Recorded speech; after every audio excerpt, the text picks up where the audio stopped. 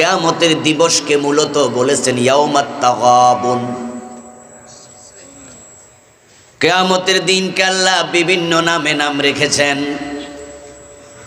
ইয়াউমুল কিয়ামা, ইয়াউমুদ্দিন, ইয়াউমুল হাশর, ইয়াউমুত তানাদ, ইয়াউমুত তাগাবুন, এ জাতীয় আরও নাম কিয়ামতের দিবসের আল্লাহ রেখেছেন। বিভিন্ন নামের বিভিন্ন রহস্য, তাৎপর্য, সিগনিফিক্যান্স আছে। যে সূরা থেকে আমরা পড়েছি, এখানে রহস্যটা হলো কিয়ামতের দিন মানুষ আল্লাহর সামনেও ধোঁকাবাজি করতে চাইবে।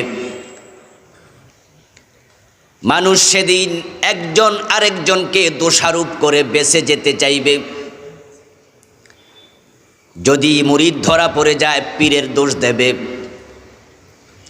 যদি কর্মী ধরা পড়ে যায় নেতার দোষ দেবে, যদি মুসল্লি ধরা পড়ে যায় ইমামের দোষ দেবে, উম্মত যদি আল্লাহর আদালতে ধরা পড়ে যায় নবীর দোষ দেবে, সন্তান যদি ধরা পড়ে যায় বাবা মার দোষ দেবে, স্ত্রী যদি ধরা পড়ে যায় স্বামীর দোষ দেবে। সে বুঝাতে চাইবে আল্লাহ আমার কোনো দোষ নাই, আমার বাবারে ডাকো, আমার মারে ডাকো, আমার পীরেরে ডাকো, আমার নেতারে ডাকো, আমার ইমাম সাহেবরে ডাকো, তারা আমাদের কাছে সঠিক মতো তোমার মেসেজগুলো পৌঁছায় নাই, আমাদেরকে ঠিকঠাক মতো চালায় নাই, তাই আমরা আজকে গুনাহগার। দোষটা আমার নয়, দোষ তাদের। সেদিন তারা বলবে রব্বানা আতিহিম দিফাইনি মিনাল আযাব, হে আমার রব আপনি তাদেরকে দ্বিগুণ আযাব দেন, দ্বিগুণ শাস্তি দেন। এর মানে আমাকে ঠিক মতো চালায় নাই, তাই আজকে আমি অপরাধী। আমার পাপের শাস্তিটা আমারে না দিয়া তারে দেন। আর সে যে চালায় নাই এই অপরাধ তো আছেই, এটার শাস্তিও দেন। আতিহিম দিফাইনি মিনাল আযাব, দ্বিগুণ শাস্তি দেন। আল্লাহ তখন বলবেন তাই নাকি? তোমার কোনো দোষে নাই, তোমার আমি বিবেক দেই নাই, তুমি ভাবনি কেন, চোখ দেই নাই, দেখনি কেন, কান দেই নাই, শোনোনি কেন। লিকুল্লিন দিফ, বরং তুমি তোমার অভিভাবক তাদের প্রত্যেকের জন্য আমি দ্বিগুণ শাস্তি রেখে দিয়েছি। নাউযুবিল্লাহ। এই যে মানুষ একজন আরেকজনের দোষ দিয়া নিজে প্রতারণা করে বাঁচতে চাইবে, এজন্য কিয়ামতের দিবসের নাম ইয়াউমুত তাগাবুন।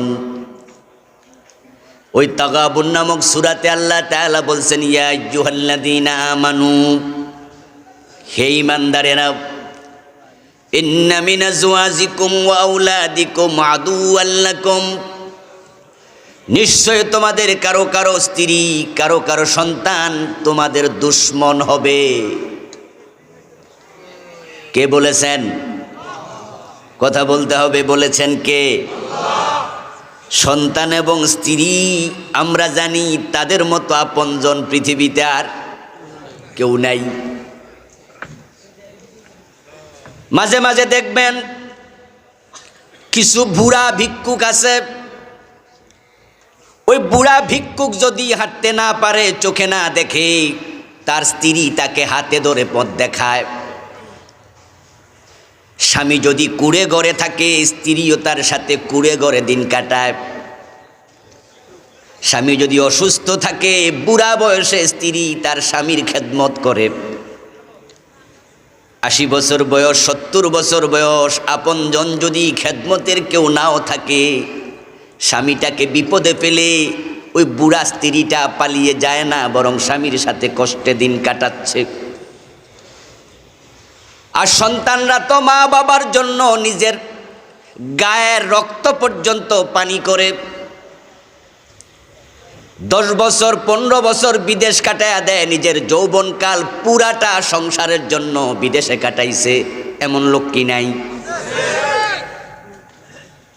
বিয়ে করার আগে বিদেশ চলে গেছে, 8-10 বছর কামাই করে একটা টাকা নিজের অ্যাকাউন্টে রাখে নাই, নিজের নামে অ্যাকাউন্টটা পর্যন্ত করে নাই, মা বাবারে সব টাকা দিয়ে দিছে, এমন সন্তানও যদি নিজের নামে অ্যাকাউন্টটা পর্যন্ত করে নাই। বিয়ের পরে আবার নববধূকে রেখে আবার চলে গেছে বিদেশ, মা বাবার জন্য, আপন ভাই বোনের জন্য নিজের যৌবনকালটা বিদেশের বাড়িতে কাটাইয়া দিছে। সন্তান এত আপন, স্ত্রী এত আপন, কিন্তু আমার আল্লাহ বলো, মুমিনেরা, তোমাদের কারো কারো স্ত্রী, কারো কারো সন্তান কিয়ামতের দিন তোমার দুশমন হবে।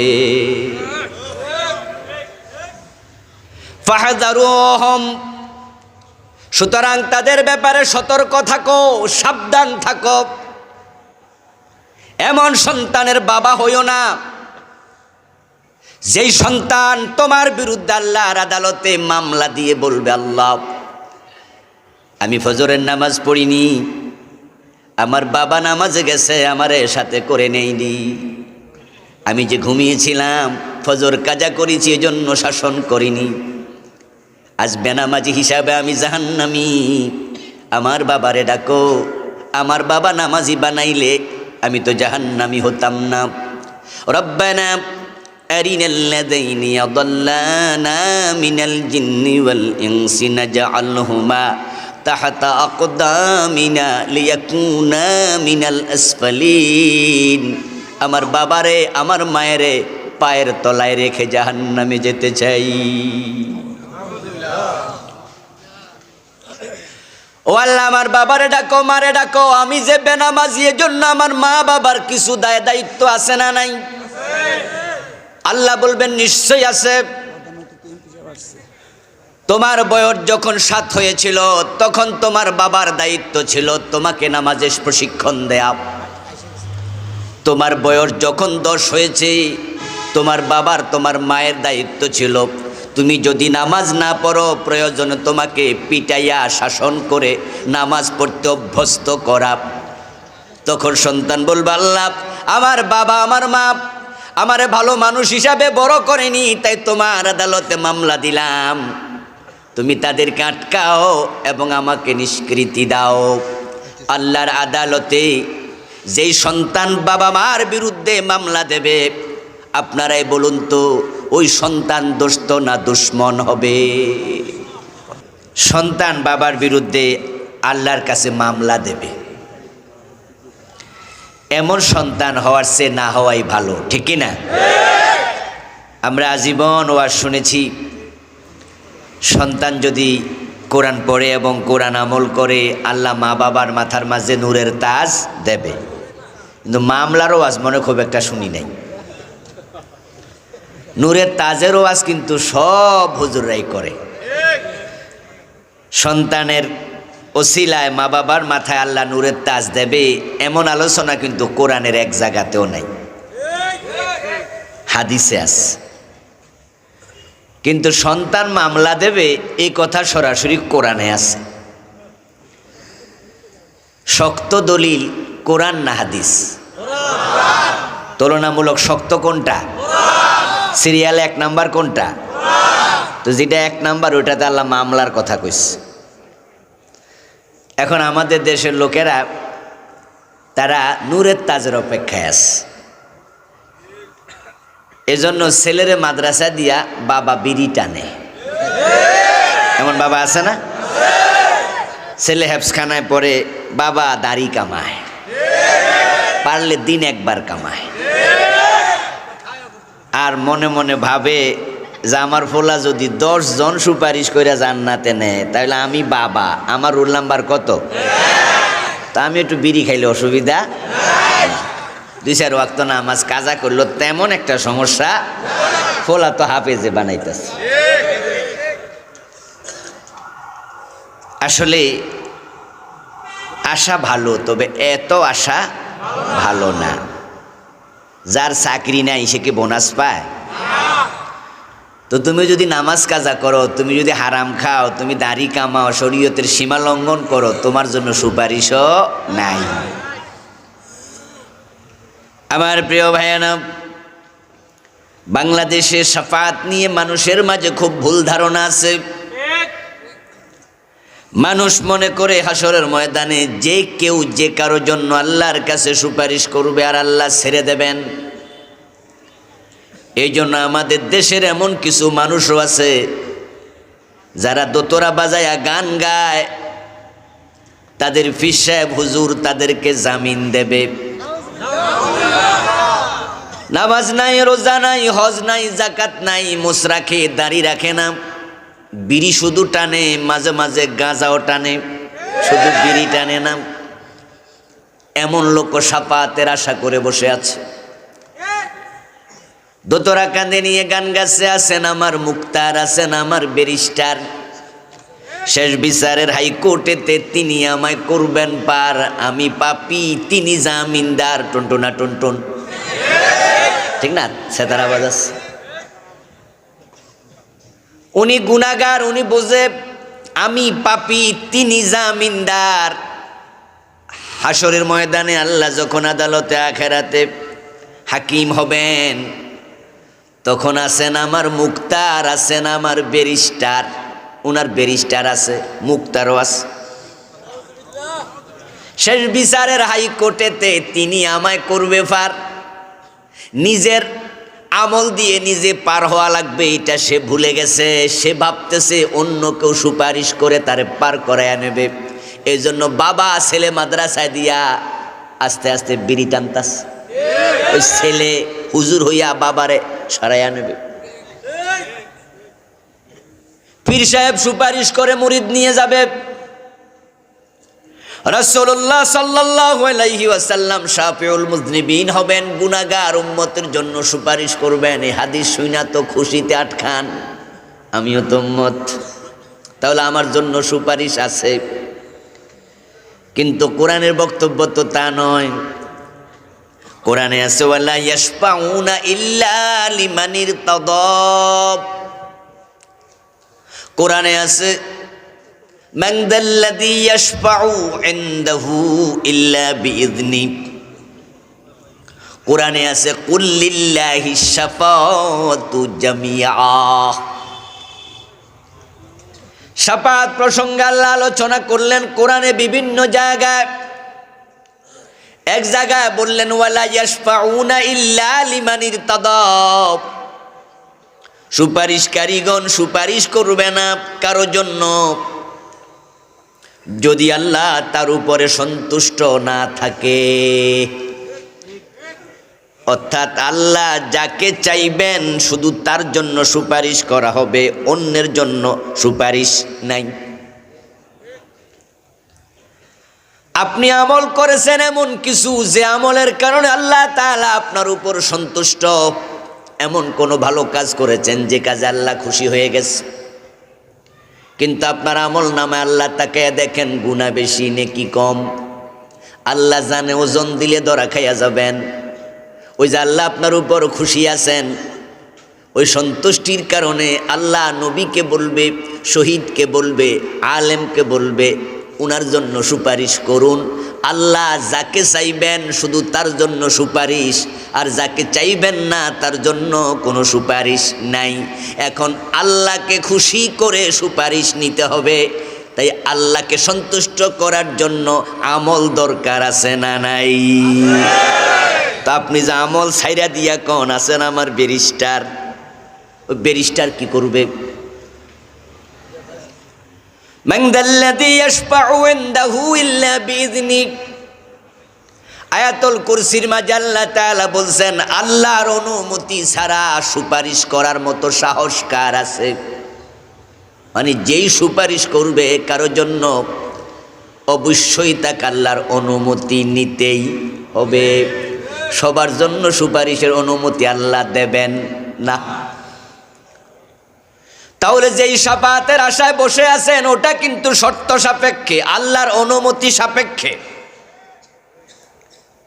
কিন্তু সন্তান যে বাবার বিরুদ্ধে মামলা দেবে, কর্মী নেতার বিরুদ্ধে মামলা দেবে, মুরিদ পীরের বিরুদ্ধে মামলা দেবে, এটাতে আল্লাহর অনুমতি নেবে না, বরং সে নিজে বাঁচার জন্যই মামলা দেবে। সন্তান বলবে আল্লাহ আমার বাবা আমারে নামাজ পড়ায় নাই, নামাজে নেয় নাই, বাবারে ডাকো, তারে ধরো। আল্লাহর কাছে সন্তান আর্গুমেন্ট পেশ করবে, বিভিন্ন কথা বলবে, বলবে আল্লাহ ক্লাস 9-এর বছর অঙ্কে ফেল করেছিলাম, আমার বাবা আমার একটা চটকনা মারছে, থাপ্পড় মারছে, এমন রাগ হয়েছে শরীরে যে অঙ্ক ফেল করছি তাই মাইর খাইছি, অঙ্ক তোরে দেখা ছাড়মু। ক্লাস 10-এ অঙ্কে আমি লেটার মার্ক পেয়েছি। আমার বাবা যদি নামাজের জন্য একদিন একটা থাপ্পড় দিত, হতে পারত ফরজ নয় আমি তাহাজ্জুদ গুজার হয়ে যেতাম, কিন্তু আমার বাবা জীবনে নামাজের জন্য একদিন শাসন করে নাই। আমার বাবারে তুমি ধরো। যুবতী মেয়ে যেটা স্কুলে যায়, কলেজে যায়, বোরকা নাই, চুলের সৌন্দর্য, ঠোঁটের সৌন্দর্য, বুকের সৌন্দর্য দেখায়া এলাকার যুবকদেরকে কবিরা গুনাহগার বানাচ্ছে। রিক্সাওয়ালা, ঠেলাওয়ালা, পথিকেরা ওই সুন্দরী মেয়ের দিকে বারবার তাকাচ্ছে। যতজন যতবার তাকাবে ইন্ডিভিজুয়ালি প্রত্যেকের একটা করে গুনাহ হবে, যতবার তাকাবে ততটা গুনাহ হবে। আর যে মেয়ের দিকে তাকাইছে যতজনের যত গুনাহ, ওই মেয়ের একাই হবে তত গুনাহ। ওই যে বুড়িচং বাজার দিয়া হেঁটে গেছে, রাস্তার এপাশ থেকে ওপাশে স্কুলে গেছে 1 কিলোমিটার পথ, যতজন তাকাইছে ততটি কবিরা গুনাহ মেয়ের হয়ে গেছে। হাসরের ময়দানে আল্লাহ যখন বলবেন জাহান্নামে যা, তোর আমল নামায় এত কবিরা গুনাহ, লাখ লাখ কবিরা গুনাহ। বলবে আল্লাহ এত কবিরা গুনাহ আমার কেমনে হলো? আল্লাহ বলবেন ওই যে মানুষ তোর দিকে তাকাইছে সবার যত গুনাহ তোর তত গুনাহ। এখন মেয়ে বলবে আল্লাহ আমার এত গুনাহ, এজন্য আমি একা দায়ী নই, আমার বাবা যদি বোরকা সিলাইয়া দিত, আমারে পর্দা করাইতো, এত গুনাহ আমার হতো না। ও আমার রব, আমার এই বাবা আমার ক্লাস 3-তে নাসির স্কুলে ভর্তি করাইছে, বাড়িতে মাস্টার রাইকা গান শিখাইছে, এমন বাবা আছে না নাই? মেয়েরে নিজে মোটর সাইকেলে কইরা নিছে, শিল্পকলা একাডেমিতে ক্লাস 10-এ পড়ে, মেয়ে 9-এ পড়ে, ইন্টারমিডিয়েটে পড়ে, ওখানে মেয়েটাকে নাটকের রিহার্সাল দিছে। সিনেমার শুটিং স্পটে বাবা নিজে প্রাইভেট কারে করে নিজের নায়িকা মেয়েরে নিয়ে যায়, আবার বাড়িতে আনে, এমন মা বাবা আছে না নাই? মাঝে মাঝে কিছু নায়িকার সাক্ষাৎকার ফেসবুকে আসে, টেলিভিশনে আপনার পত্রিকায় আসে, চোখে পড়ে যায়। এমন নায়িকার সাক্ষাৎকার আমি দেখেছি পত্রিকায়, বলতেছে আমার এতটুকু এগিয়ে আসার পিছনে সবচেয়ে বেশি সাপোর্ট করেছে আমার মা, গর্ব কইরা বলে। আর মা মুস্কি হাসা কয় জি আমি করছি। আখেরাতে বলবে আল্লাহ মায়ের কারণে আজকে আমি কোটি কোটি কবিরা গুনার মালিক, কবিরা গুনাহ হয়ে গেছে আমার। একটা নাটক দেখেছে 1 কোটি মানুষ, একটা সিনেমা দেখেছে 5 কোটি মানুষ, এমন সিনেমা নাটক আছে না নাই? এত কবিরা গুনাহ নিয়ে আমি জাহান্নামে একা যাব কেন? মারে ডাকো, বাবারে ডাকো। নাজআলহুমা তাহতা আকদামিনা লিয়াকুনা মিনাল আসফালিন, তাদেরকে পায়ের তলায় রেখে জাহান্নামে যেতে চাই। আওয়াজ দিয়া বলেন নাউযুবিল্লাহ। আল্লাহর আদালতে যেই সন্তান, যেই স্ত্রী মামলা দেবে, স্ত্রী বলবে আমার স্বামী আমারে বোরকা পরায় নাই। বিয়ের পরে স্বামী নিজে রিকশার পাশে বসায়া বউরে সাজায়া কুমিল্লা শহরে ঘরে, মোটরসাইকেলের পিছনে সাজাইয়া ঘরে, কমিউনিটি সেন্টারে বিয়ে খেতে যাবে, যাওয়ার আগে কয় ভালো করে সাজালো। একবারে স্বামী কানের দুল নাকের ফুল বাইসা দেয়, কাপড়ের সাথে মেসিং করে আংটি পরাইয়া দেয়, তারপরে সুন্দরী বউলে ঘুরে বেড়ায়, মানুষ তাকায়া তাকায়া মজা নেয়, আর বেড়া বোঝে দেখো আমার বউ কত সুন্দরী। হাসরের ময়দানে বলবা আল্লাহ আমার স্বামীর কারণে আমি আজকে এত গুনাহ আমার আমল নামে এসেছে, স্বামীকে ডাকো, পায়ের তলায় রাখতে চাই। ইয়া আইয়ুহাল্লাযীনা আমানু, ও ঈমানদারেরা, ইন্না মিনাজ জুওয়াজিকুম, তোমাদের কারো কারো স্ত্রী, ইন্না অর্থ কি? নিশ্চয় তোমাদের কারো কারো স্ত্রী, ওয়াউলাদিকুম কারো কারো সন্তান, আদুওয়াল্লাকুম তোমাদের দুশ্মন। ভাই ভাই ঝগড়া হয়, মাঝে মাঝে স্বামী স্ত্রী তো হালকা ঝগড়া হয়। আচ্ছা, ঝগড়া হইলে যদি বউ থানায় চলে যায় মামলা দিতে, ভাই ভাই সামান্য ঝগড়া হলো, ভাই ভাইয়ের বিরুদ্ধে থানায় চলে গেছে মামলা দিতে। এখন এলাকার মেম্বার সাহেব শুনলে কইব, এরে বেটা তুই কামডা করলি কি, আমরা কি নাই, আমাদের শুনাইতি, তুই মামলা দিলি কেন? বলবে না? বলবে না? মেয়ের বাবা শুনলো তো বলবে, এই মাইয়া তুই জামাইয়ের বিরুদ্ধে থানায় মামলা দিলি কেন, আমরা ছিলাম না, তুই আমারে কলি না কেন? আমার বন্ধু যে শুনবে সেই বলবে তুমি ভালো কাম করো নাই। কারণ ভাই ভাইয়ের বিরুদ্ধে মামলা দিছে, স্বামী স্ত্রীর বিরুদ্ধে দিছে, স্ত্রী স্বামীর বিরুদ্ধে দিছে, মামলা যে দায়ের করে মানুষ তাকে দোস্ত মনে করে না দুশ্মন মনে করে? তো দুনিয়ার আদালতে মামলা দিলে যদি দুশ্মন হয়, কিয়ামতের দিন আল্লাহর আদালতে যে সন্তান বাবার বিরুদ্ধে মায়ের বিরুদ্ধে মামলা দেবে, ওই সন্তান আমাদের দোস্ত না দুশ্মন হবে? ওই স্ত্রী দোস্ত না দুশ্মন হবে? আল্লাহ এতটুকু বলে এবার বলে ফাহদারুহুম, সুতরাং তোমরা মুমিনেরা সাবধান থাকিও তাদের ব্যাপারে। কোন সন্তান কোন স্ত্রী যেন আদালতে আখেরাতে মামলা দিতে না পারে, এমন ভাবে সন্তানদেরকে চালাতেই হবে। কিছু কিছু মামলা আছে আপনারা দেখবেন আদালত খারিজ করে দেয়, শুনছেন না? যে মামলা কি হয়ে গেছে, খারিজ। এর মানে মামলাটা আদালত গ্রহণ করে নাই। এখন সন্তান যদি আদালতে আখেরাতে আল্লাহর কাছে মামলা দেয়, আল্লাহ কিন্তু কোরআনে বলেন না আমি খারিজ করে দেব। আল্লাহ বলেননি আমি মামলা খারিজ করে দেব, মামলা আমি নিব না। বরং আল্লাহ তাকিদ দিয়া বলছে মামলা দেবে, আমি আল্লাহ মামলাও নেব। সাবধান থাকিও তোমরা। এই সাবধান করাই প্রমাণ করে মামলা খারিজ হবে না, মামলার শুনানি হবে, মামলার সাক্ষী মুক্তি হবে, মামলার রায় হবে। এখন বাবা মার বিরুদ্ধে সন্তানের মামলা কেন খারিজ হবে না? স্বামীর বিরুদ্ধে স্ত্রীর মামলা কেন খারিজ হবে না? আদালতে আখেরাতে আল্লাহ মামলা কেন নোটভুক্ত করবেন, কেন ডায়েরিভুক্ত করবেন, কেন শুনানির সময় নেবেন, কেন দিনক্ষণ ঠিক করবেন, কেন রায় দেবেন? এর কারণ হলো ভালো সন্তান হোক আর খারাপ সন্তান হোক, সন্তান ভালো আর খারাপ হওয়ার পিছনে মা বাবার কিছু দায় দায়িত্ব আছে না নাই? কিছুক্ষণ আগে এমপি মহোদয় বলছিলেন সন্তান যদি মদ পান করে, পুলিশরে উনি বলেন অথবা বলতে চান যে সন্তান রে একা ধরলে হবে না, তার বাবাটারেও। মদ কি বাবা খাইছে? কথা কয় না। মদ কি বাবা খাইছে? তো বাবারে ধরবে কেন? এর কারণ হলো বাবা যদি সতর্ক থাকতো সন্তান মদখোর হতো না। আজকের পৃথিবীতে যত ডাকাত আছে বলুন তো, জন্মের সময় ডাকাত হয়ে দুনিয়ায় জন্ম নিছে কয়জন? যত চোর আছে চোর হয়ে জন্ম নিছে কতজন? যত মদখোর আছে মদখোর হয়ে জন্ম নিছে কেউ?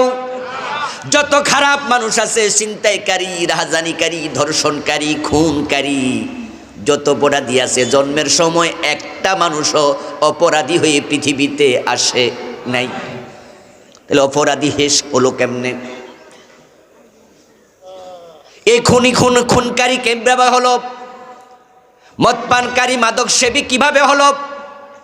আজকে চিন্তাইকারী কিভাবে হলো? হওয়ার পিছনে সে একা দায়ী নয়, সর্বপ্রথম দায়ী তার মা বাবা। রাসূলুল্লাহ নিজে বলেছেন কুল্লু মাউলুদিন ইউলাদু আলাল ফিতরা, প্রত্যেকটা মানব শিশু ফিতরত নিয়ে জন্মগ্রহণ করে।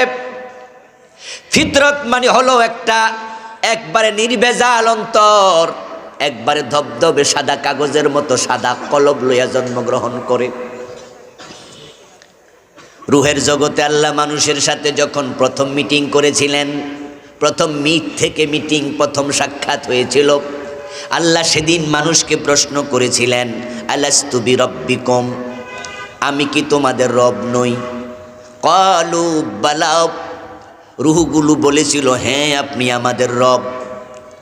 এখন যত সন্তান দুনিয়া এসেছে এই রুবুবিয়াতের স্বীকৃতির উপরে জন্মগ্রহণ করেছে।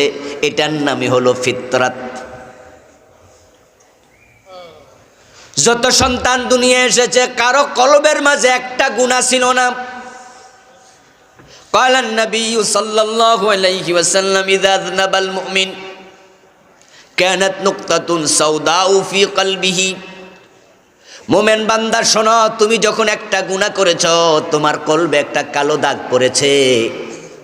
গুনাহ করার আগে কারো কলবে একটাও কালো দাগ ছিল না।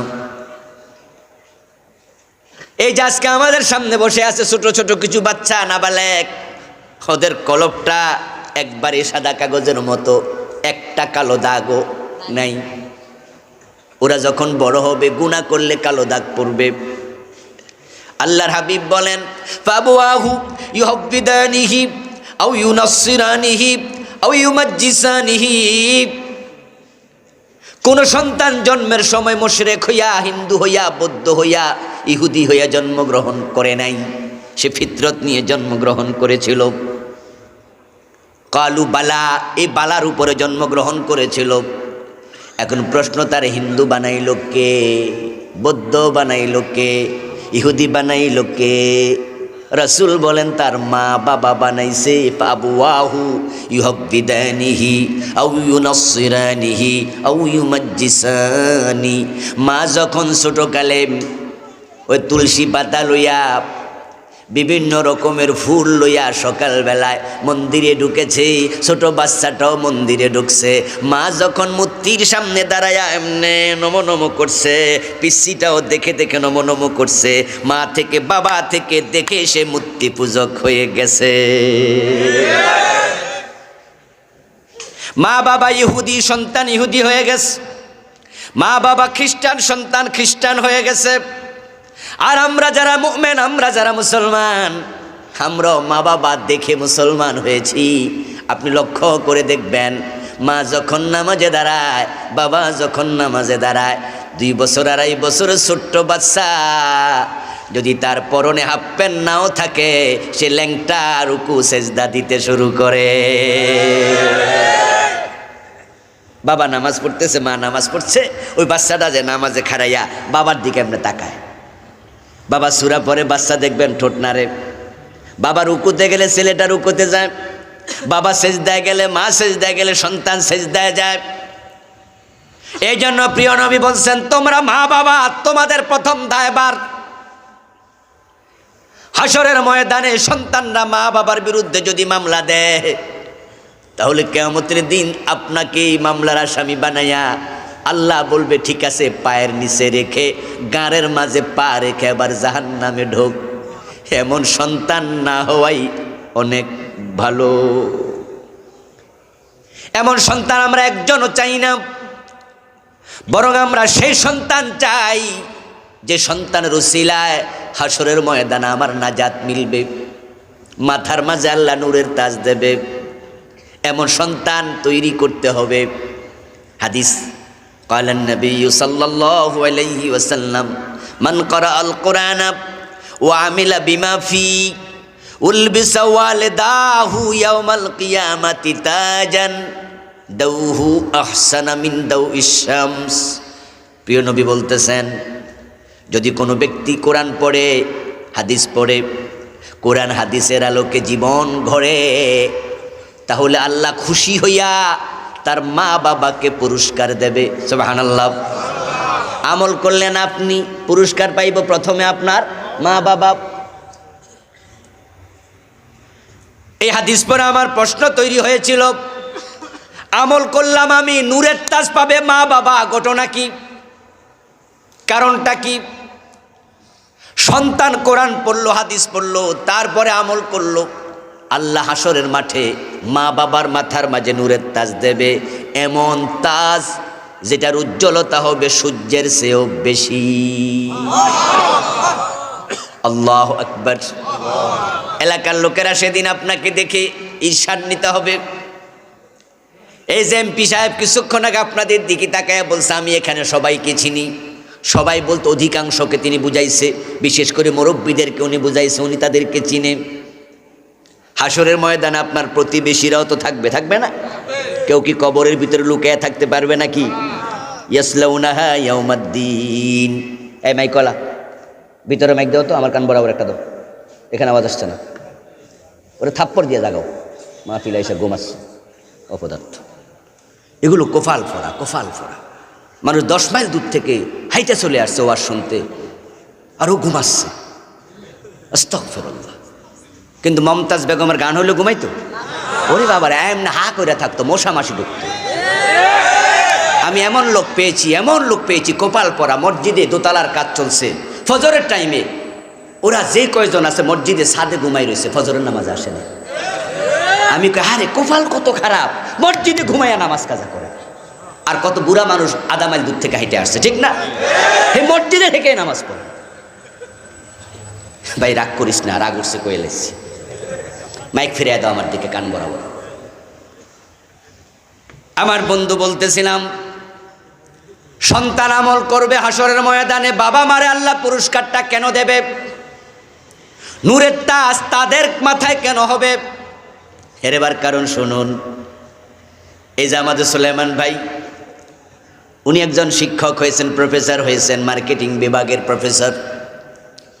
আচ্ছা, উনার বাবা মা যদি উনার স্কুলে ভর্তি না করাইয়া একবারে ছোটবেলায় গ্যারেজে দিয়া দিত, উনি গ্যারেজে মিস্ত্রি হইতো না প্রফেসর হইতো? আমি আবুল কালাম আজাদ আপনাদের সামনে বসি কোরআনে দুটি কথা বলছি। আমার মা আমার বাবা যদি ছোটবেলায় আমারে মক্তবে মাদ্রাসায় না ভর্তি করাতো, আমারেও যদি এরকম কোনো গ্যারেজে দিত, অথবা আমার বয়স যখন 13-14 বছর, তখন বলতো যে তোর বড় ভাই বিদেশ থাকে, তুইও চলে যা, কামাই কইরা খাওয়া, ঢাকা শহরে যা, বিভিন্ন হোটেল আছে, হোটেলে চাকরি কর, বেকারিতে চাকরি কর। ঠিক 10-12 বছর বয়স বেকারিতে চাকরি করে এমন পোলাপান কি নাই? আমার মা আমার বাবা যদি আমারে মাদ্রাসায় না দিয়া বেকারিতে চাকরি দিত, গ্যারেজে ফাটাইয়া দিত, গার্মেন্টসে ঢুকাইয়া দিত, তাহলে আজকের এই পজিশনে আমার আসার প্রশ্নই ছিল না। তাহলে এই যে আপনি ভালো মুমিন হয়েছেন, ভালো আলেম হয়েছেন, কোরআনের আমল শিখেছেন, এর পিছনে আপনার ভূমিকার চেয়ে আপনার মা বাবার ভূমিকা ছিল বেশি। তারা রাস্তা দেখাইছে তাই আপনি চলেছেন, রাস্তা না দেখাইলে উল্টা পথে আপনিও চলে যেতেন। এই জন্য কিয়ামতের মাঠে আল্লাহ আপনাকে পুরস্কৃত করবে। এলাকার লোকেরা দেখবে এই যে খারাতায়ার মানুষ হাসরের ময়দানে উঠবে, ওঠার পরে দেখবে ওই অমুক বাড়ির একজন মুরব্বী, তার মাথার মাঝে আল্লাহ এমন এক নূরের তাজ দিছে, টুপি দিছে, যেটা সূর্যের আলোর চেয়ে বেশি আলো ছড়াচ্ছে।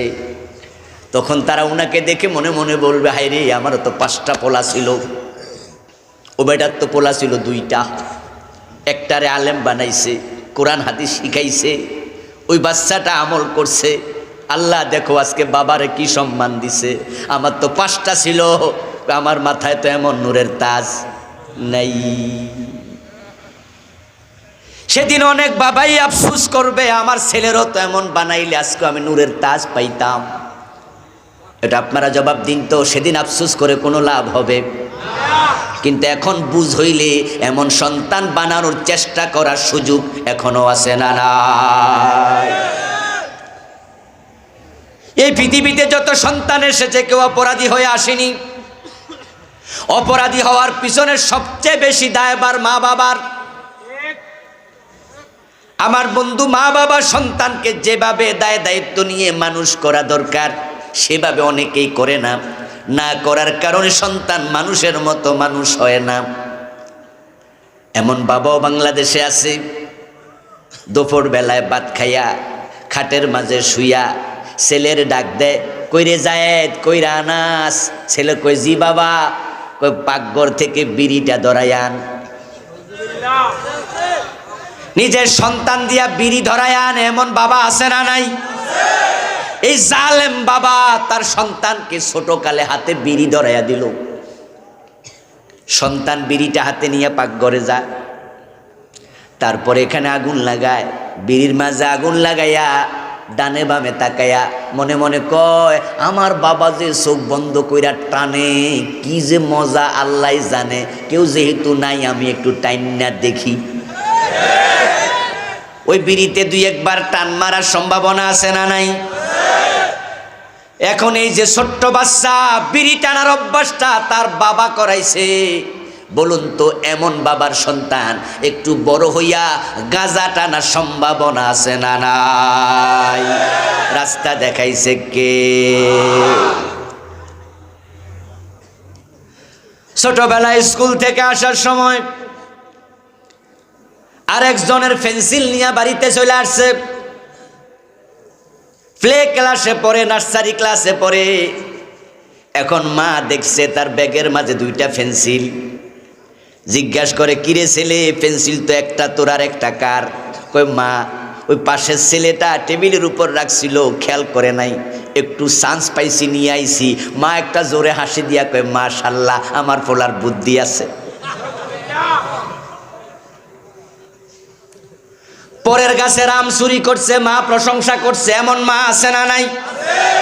মেয়েটা স্কুল থেকে যাওয়ার সময় কাঁচামরিচ নিয়ে গেছে, মা দুপুর বেলায় ভাত রান্না করে বসে আছে, একবারে পকেট থেকে বের করে 5-7টা কাঁচামরিচ দিছে। মা তাকায়া দেখে একবারে তাজা। জিজ্ঞাসা করলো রোকেয়া এগুলা পাইলি কই? মা স্কুল থেকে আসার সময় ক্ষেত আসিল, লইয়া লাইছি। মা কয় মাশাআল্লাহ আমার মাইয়ার বুদ্ধি আছে। যেই মা তার সন্তানকে ছোটকালে চুরির দিকে হাত বাড়াতে শিখাবে, বড় হওয়ার পরে ছেলে গরু চুরি করার সম্ভাবনা আছে না নাই? এই ছেলেগুলাই বড় হইয়া নেতা হইয়া কানাডায় বাড়ি বানাবে, দেশের কোটি কোটি টাকা অবৈধভাবে পাচার করবে, অফিসার হইয়া তারা গোশ খাইয়া দেশটাকে জ্বালাইয়া অস্থির করে ফেলবে। মা বাবা নিজে সন্তানের সাথে মিথ্যা কথা বলে, এমন মা বাবা আছে না নাই? আর মিয়া তুমি তো সন্তানকে উল্টা বড় করছো, সন্তানকে দোষ দাও কেন? এই জন্য বিখ্যাত আরবি প্রবাদ আছে, একটি বিখ্যাত প্রবাদ, ইন্নাকা লা তাজনি মিনাশ শাউকিল ইনাবা।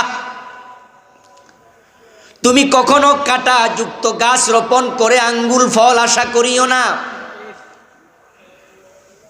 আম গাছ রোপণ করে জাম হবে না, জাম গাছে তাল ধরবে না, তাল গাছে কলা ধরবে না। কামা তাদিনু তুদান, যেমন কর্ম তেমন ফল। এই জন্য ভালো সন্তান যদি আমরা আশা করি, মা বাবার কিছু দায়িত্ব পালন দরকার আছে না নাই? কেউ মনে মনে বলবেন হুজুর আমি তো আমার সন্তানরে বিড়ি খাওয়াই নাই, তো আমার সন্তান গাঁজা খায় কেন? হুজুর আমি নিজে তো কখনো বিড়ি গাঁজা খাই না, আমার সন্তান এখন মদ খায় কেন? আপনার ওয়াজ তো মিলল না। আমি বলবো দোস্ত শোনো, তুমি বিড়ি খাও নাই, গাঁজা খাও নাই, তোমার সন্তান খারাপ হয়ে গেছে। খারাপ হওয়ার জন্য তুমি খাওয়া লাগবে না, একটু অযত্ন অবহেলাই যথেষ্ট। বাগানে গাছগাছালি ফুলের বাগান করার জন্য যত্ন করা লাগে, খেতে গাছগাছালির জন্য যত্ন করা লাগে না। এ রাস্তার পাশে বন জঙ্গল আসেনি? আচ্ছা জঙ্গল কি মানুষে বানাইছে না নিজে নিজে হইছে? নিজে নিজে কয়টা ফুলের বাগান হইছে?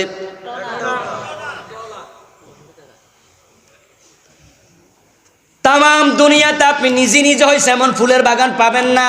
2-4টা ফুল গাছ হয়তো হইতে পারে, ফুলের বাগান কখনো একা একা হয় না, কিন্তু একা একা জঙ্গল হয়, ঠিক না? পৃথিবীর সবচেয়ে বড় জঙ্গল ওই যে আমাজন, এটা কি মানুষ বানাইছে না নিজে নিজে হয়েছে? আমাদের দেশে বড় জঙ্গলের নাম কি? সুন্দরবন। মানুষ বানাইছে নিজে নিজে হয়েছে? এই রাস্তার পাশে কত জঙ্গল, এগুলো নিজে নিজে হয়ে যায়।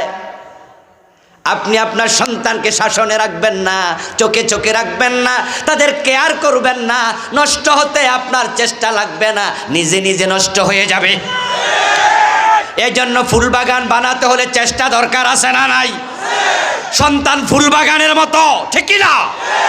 ভালো বানাতে হলে মা বাবাকে চেষ্টা করতেই হবে, চেষ্টা করতে হবে, চেষ্টা করতেই হবে, চেষ্টার বিকল্প নাই। সন্তান হলো মা বাবার কাছে কাদা মাটির মতো, কাঁচা মাটির মতো। যারা কুমার আছে, কুমার কলসি বানায়, পাতিল বানায়, মাটির পাতিল, মাটির কলসি। আগে তো কত জায়গায় বানাইতো, এখন কমে গেছে। ওই কুমার যখন মাটির পাতিল বানায়, মাটিটা শক্ত থাকে না নরম? এ কাদা মাটি, কাঁচা মাটি দিয়া সে মন মতো মন চাইলে কলসি বানায়, মন চাইলে ডেকসি বানায়, মন চাইলে ডেকসির পাত আপনার ঘোড়াটা বানায়, ঠিক না? ওই যে কি কয়টারে উপরেরটা ডাকনা নাকি? মন চাইছে ডাকনা বানাইছে, মন চাইছে বাটি বানাইছে। কাদা মাটি তো, এই মাটি যদি শুকায়া যায় তখন কিন্তু কুমারের কথা আর শুনবে না, মাটি ভেঙে যাবে। এই সন্তানটাকে আল্লাহ আপনার কাছে দিছে একবার একটুকু অবস্থায়, ছোট্ট ওয়াও ওয়াও করে কেঁদেছে। আপনি তাকে যেভাবে মনে চায় সেভাবে বড় করার সুযোগ আপনার আছেই। এখন সব মা সব বাবা চায় ভালো সন্তান, কে না চায়? কিন্তু ভালো সন্তান কয়জনে পায়? সমাজে ভালো সন্তান বড় কমে গেছে। ভালো ডাক্তার আছে, ভালো ইঞ্জিনিয়ার আছে, কিন্তু ভালো মানুষের বড় অভাব হয়ে গেছে। ভালো শিক্ষিত আছে, এমএ পাস, বিএ পাস আছে, ভালো মানুষ বড় কমে গেছে। শিক্ষিতরাই মা বাবারে এখন ওল্ড নিবাস, বৃদ্ধ হোমে পাঠায়, ওল্ড হোমে পাঠাচ্ছে। সচেতন লোকেরা জানেন, পত্র পত্রিকায় মাঝে মাঝে এগুলো আসে, খবরে আসে। গতবার একটা মাহফিলে গাজীপুরে আমার আগে এলাকার একজন নেতা বক্তৃতা দিলেন। ওই বক্তৃতায় তিনি বললেন, আমি গতকালকে গাজীপুরের একটা বিশাল বৃদ্ধ নিবাস দেখতে গেছিলাম, কয়েকশো বুড়া বুড়ি ওইখানে থাকে। উনি বললেন, আমি মুরব্বীদের সাথে কথা বলেছি, অনেকের সাথে। কেউ বলেছে আমার ছেলে ডাক্তার, কেউ বলছে ইঞ্জিনিয়ার, কেউ বলছে ইউনিভার্সিটির প্রফেসর। কই মূর্খ এমন বাবা মা কেউ বলে নাই। আর আলেম ওলামা, আমার ছেলে আলেম, এমন কথা একজনেও বলে নাই। সন্তান এমএ পাস বানাইছো, বিএ পাস বানাইছো, ডাক্তার বানাইছো, ইঞ্জিনিয়ার বানাইছো, ওরা ওদের সময় তোমাকে ভুলে গেছে। বউ নিয়ে আনন্দে আছে, সন্তান নিয়ে আনন্দে আছে, মা বাবারে বাড়িতে জায়গা দেয় না, বৃদ্ধ নিবাসে পাঠাইয়া দিছে। এগুলো ভালো মানুষ হয় নাই। এজন্য বাবা আমার দায়ভার আছে না নাই? যেভাবে মানুষ করা উচিত ছিল খোঁজ নিয়ে দেখো, সেভাবে মানুষ করে নাই। আল্লাহ তাআলা হলেন সবার কারিগর। তিনি মানুষ বানাইছে মাটি দিয়া। কি দিয়া বানাইছে? নাকি বানর থেকে হইছি? এখন তো আবার নতুন করে সিলেবাসে আসছে, মানুষ নাকি মাটি থেকে হয় নাই, মানুষ নাকি বানর থেকে হইছে। তো যারা বান্দরের গোষ্ঠী তারা তো বানরের কথাই বলবে, ঠিক কিনা? আল্লাহ তাআলা মানুষকে বানর থেকে বানান নাই, বরং তিনি মানুষকে মাটি থেকে বানাইছেন। কারণ মাটির মাঝে আছে বিনয়, মাটির মাঝে আছে নম্রতা। সুবহানাল্লাহ পড়েন। মাটির সবচেয়ে বড় গুণ হলো বিনয়। এজন্য আপনি দেখবেন মাটিতে যান, তারপরে একটু পা দিয়া জোরে গুতা মারেন, দেখবেন মাটিটা একটু নিচের দিকে চলে গেছে। একটা খুঁটি হাতে নেন, জোরে গুতা মারেন, দেখবেন এটা ছিদ্র হয়ে গেছে। মাটি আপনার সাথে রিফ্লেক্ট করে না। আপনি একটু আগুন জ্বালান, আগুন জ্বালায় হাতে একটা লাঠি লন, আগুনের মাঝে বাড়ি মারেন, বলুন তো বাড়ি দিলে আগুন কমে না আরো বাড়ে? এটা হলো দাম্ভিকতা, অহংকার, রিফ্লেকশন মারাত্মক। কিন্তু মাটি একবারে উল্টা, গুতা মারলে ছিদ্র হয়, মানে সে জায়গা করে দেয়। এমন যারা বিনয়ী মানুষ দাঁড়ায় আছে রাস্তায়, আপনি গেছেন, যাই এখন একটু সরেন তো, দেখবেন বিনয়ী মানুষ আস্তে করে সরে গেছে, ঠিক না? মসজিদে ঢুকেছে, মসজিদে ঢুকে দেখবেন একজন ভালো মানুষ বসে আছে। যদি ভালো মানুষ হয় আপনি তার পাশে যাইয়া বলবেন যে ভাই যান একটু সরবেন নি, সাথে সাথে সরে গেছে। আর তেরা হইলে কবে এবারে জায়গা পাস না, অন্য জায়গা যা, ঠিক না? বিনয়ীরা জায়গা দেয়, বিনয়ীরা সরে যায়। মাটির মাঝে বিনয় আছে, তাই গুতা দিলে জায়গা দেয়। সুবহানাল্লাহ। আল্লাহ মাটি থেকে মানুষ বানাইছে। এখন এই মানুষের কি দরকার, কেমনে কি হবে সব আল্লাহ ভালো জানে। তাই কেমনে সন্তান মানুষ করা লাগবে, কোরআন হাদিসে সে নির্দেশনা আছে না নাই? এই নির্দেশনা কয়জন মা বাবা জানে? জন্ম দিলে মা হওয়া যায় না, বাবা হওয়া যায় না। যে মেয়ের বিয়ে হয় নাই, বিয়ে ছাড়াও সন্তান হয়, এমন ঘটনা বাংলাদেশে আছে না নাই? ওই সন্তানের বাবার কোনো পরিচয় আছে? কোনো পুরুষ স্বীকার করতে রাজি হয়? তাহলে বোঝা গেল জন্মদাতা হওয়া আর বাবা হওয়া এক কথা না। যেই মেয়েটা যারা সন্তান পেটে নিয়েছে, তো ওই সন্তানেরও জন্মদাতা আছে, কিন্তু বাবা নাই। কোনো পুরুষ বলবে না আমি তার বাবা, স্বীকারই করবে না। বাবা কিছু দায়িত্বের সাথে জড়িত শব্দ। এখন বাবা হওয়ার জন্য যে দায়িত্বগুলো পালন করা লাগে, অনেক বাবা তো এটা জানেই না। এই জন্য দেশে মানুষ বাড়তেছে, একবারে পশু পাখির মতোই বাড়তেছে, কিন্তু যোগ্যতা সম্পন্ন ভালো মানুষ খুব বাড়ে না, দিন দিন কমতেছে। কারণ হক আদায়কারী মা বাবার সংখ্যা খুব খুব কমে গেছে। শরীয়তের নির্দেশনা ফলো না করলে ভালো সন্তান হবে কেমনে? এখন ভালো সন্তান পাওয়ার জন্য শরীয়ত যে নির্দেশনা দিয়েছে, সে বিষয়ে সংক্ষেপে কিছু কথা বলবো। শুনতে রাজি আছেন না নাই? এক নাম্বার কাজ, যদি আপনি চান আপনার সন্তান ভালো হোক, আরে ভাই আজকে অনেক বাবারে আমি দেখি বুড়া বয়সে দাড়ি ফাঁকা রিক্সা চালাচ্ছে ঢাকায় ফার্ম গেটে, প্রায় চোখে পড়ে কত বুড়া মানুষ রিক্সা চালায়। ওদেরকে মানুষ এড়াইয়া যায়, উঠতে চায় না। বেড়া বুড়া, বেড়া তো রিক্সায় টানতে পারবে না, লেট হয়ে যাবে, তাই জোয়ান খুঁজে। আমি মাঝে মাঝে ভাবি এই বেটারে আমিও যদি এড়াইয়া যাই, চাল কিনবো কি দিয়া? বেটা তো শখের ঠেলা রিক্সা চালায় না, দরকারে চালায়, ঠিক না? বরং তার রিক্সায় উঠা 20 টাকা বেশি দিয়া দিমু, কামে লাগবো। সুযোগ থাকলে জিজ্ঞাসা করি, চাচা এই বয়সে রিক্সা কেন চালান? ছেলে মেয়ে নাই বুঝি? এমন অনেকের উত্তর শুনেছি, বলে হুজুর 3টা ছেলে আছে, 2টা ছেলে আছে, কিন্তু বিয়া কইরা বউ নিয়ে আলাদা হয়ে গেছে, খবর নেয় না। এজন্যই তো এখন বুড়া বয়সে রিক্সা চালায় আপনার শাশুড়ি লইয়া কোনো রকমের দিন কাটাচ্ছে। আচ্ছা বলুন তো, এই বাবা কি চাইছিল এমন সন্তান হোক? তো হলোটা কেন? এখন আমি যদি জিজ্ঞাসা করি, চাচা সন্তান কেমনে মানুষ করলে ভালো হয়, এই বিষয়ে কোরআন হাদিসে কি আছে বলেন, তখন এই বেটা আবার হাসি দিয়া বলবো, চাচা এগুলা তো শুনিয়ে নাই, জানিও না, তো না জানলে সন্তান ভালো হবে কেমনে? এই জন্য তলাবুল ইলমে ফারিদ আলা কুল্লি মুসলিম, ইসলামের মৌলিক এলেম শিক্ষা করা সবার জন্য ফরজ। যে ডাক্তারি করবে সে ডাক্তারি শিখা ফরজ, যে রিক্সা চালাবে রিক্সা চালানো শিখা ফরজ, যে ড্রাইভিং করবে ড্রাইভিং শিখা ফরজ। কারণ সে ডাক্তারি না শিখে রোগীর চিকিৎসা করলে তার হাতে রোগী মরার সম্ভাবনা আছে না নাই? যে বেটা ড্রাইভিং না শিখে গাড়ি স্টার্ট দেবে, সে গাড়ি লইয়া খালে যাওয়ার সম্ভাবনা আছে না নাই? এজন্য যে যে কাজ করবে সে কাজের এলেম তাকে শিখতেই হবে।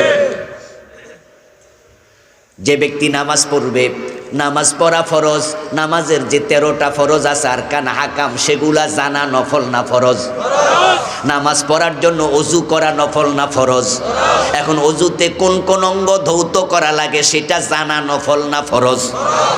আপনি যেই কাজ করবেন সে কাজ সম্পর্কে এলেম আপনাকে শিখতেই হবে। এখন আপনি সন্তান জন্ম দেবেন, কেমনে মানুষ করা লাগে এটা আপনাকে শিখতেই হবে। এটা না শিখার কারণে সন্তান হচ্ছে কিন্তু মানুষ হচ্ছে না।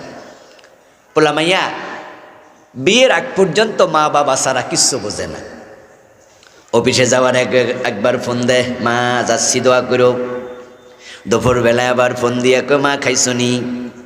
রাতের বেলা ঘুমানোর আগে ফোন দিয়া কয়, মা ঘুমাতে যাচ্ছি, খাইছনি তোমরা? আরে 2-3 বার মায়ের লাগে কথা না কইলে সন্তানের ঘুমে ধরে না। বেতন পাওয়ার পরে যা পাইছে সবটাই পাঠাইয়া দেয় বাবার অ্যাকাউন্টে, বিকাশের মাধ্যমে 15,000 পাঠাইয়া দিছে। মা জিজ্ঞাসা করে, বাজান বেতন পাইছত কত? মা পাইছি 17,000। তো 15,000 পাঠাইয়া দিলি? মা 2,000 আমার চলবে, অসুবিধা নাই, তোমরা ভালো থাকলে আমি ভালো থাকি। কিন্তু বিয়েটা করাইয়া দিলে মোবাইলে আর কল আসে না। এখন মা কলের জন্য অপেক্ষা করে, বেটা তো বউয়ের সাথে কথা কইয়াই কুলাইতে পারে না।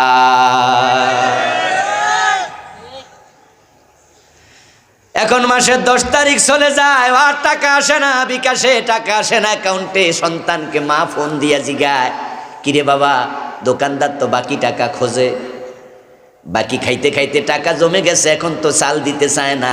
ছেলে জবাব দে, মা এত বেশি চাইও না, আমি নিজে চলতে পারি না।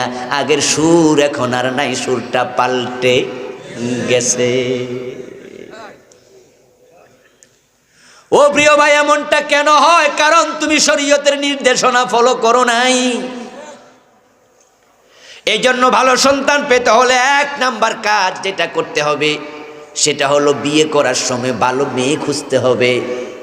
কারণ মহিলার পেট হলো সন্তানের জন্য ফ্যাক্টরি, মায়ের কোল হলো সন্তানের জন্য বিশ্ববিদ্যালয়। মা যদি ভালো হয় সন্তানও ভালো হবে, যদি চরিত্রহীন মা হয় ওই পেট থেকে হাসান হুসাইন জন্ম নেয় না।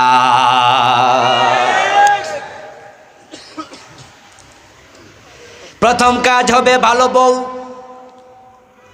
আল্লাহর হাবিব সাল্লাল্লাহু আলাইহি ওয়াসাল্লামের জন্য বলছেন, তুনকাহুল মারআতুল আরবাঈন লিজামালিহা ওয়া লিহাসবিহা ওয়া লিমালিহা ওয়া লিদীনিহা ফাসফার বিযাতিদ দ্বীন তারবাত ইয়াদাক।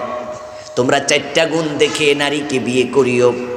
মানুষ এটাই করে, সে সুন্দরী কিনা দেখিও, তার বাবার সম্পদ আছে কিনা তোমাদের মতো সেটাও দেখিও, তার বংশমর্যাদা তোমার সাথে মিলে কিনা সেটাও দেখিও, তবে দিনদারিটা সবচেয়ে বেশি দেখিও। উপরের 3টা যদি কমও থাকে ছাড় দিও। যদি মেয়েটা মুত্তাকি হয়, ফরজগার হয়, কোরআন তেলাওয়াতকারী হয়, পর্দানশীল হয়, তাকে প্রাধান্য দিয়ে বিয়ে করিও।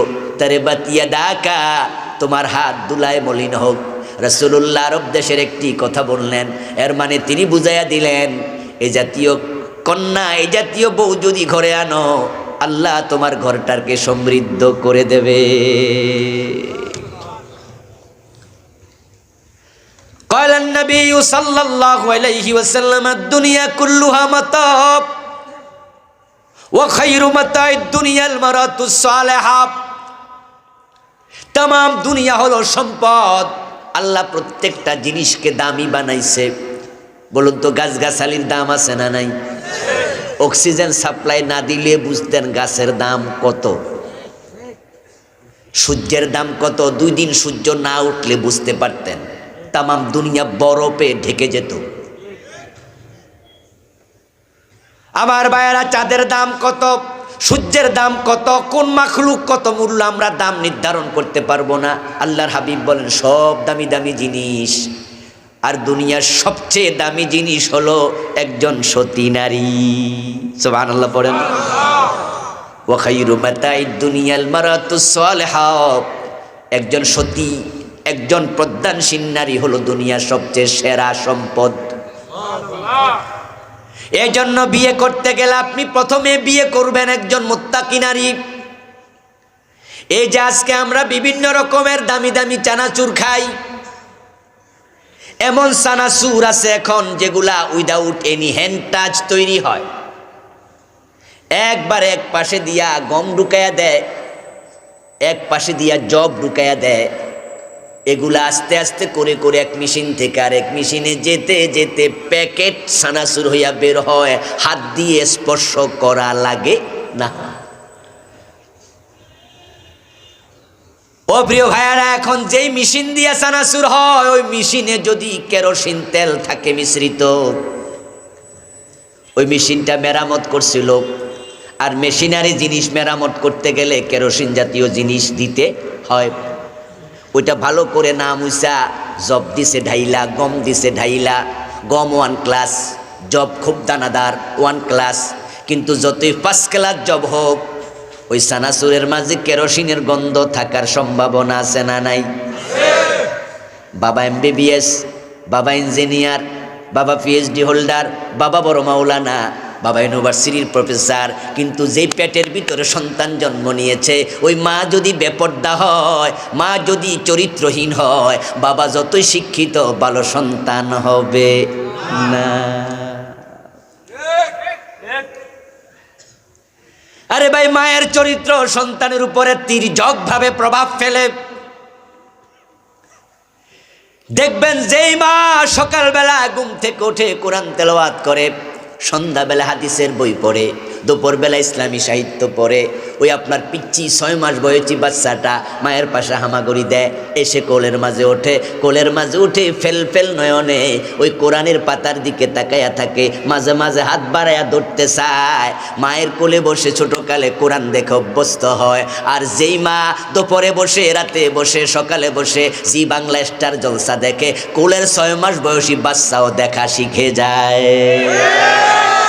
মা হয় যেমন, সন্তান হয় তেমন।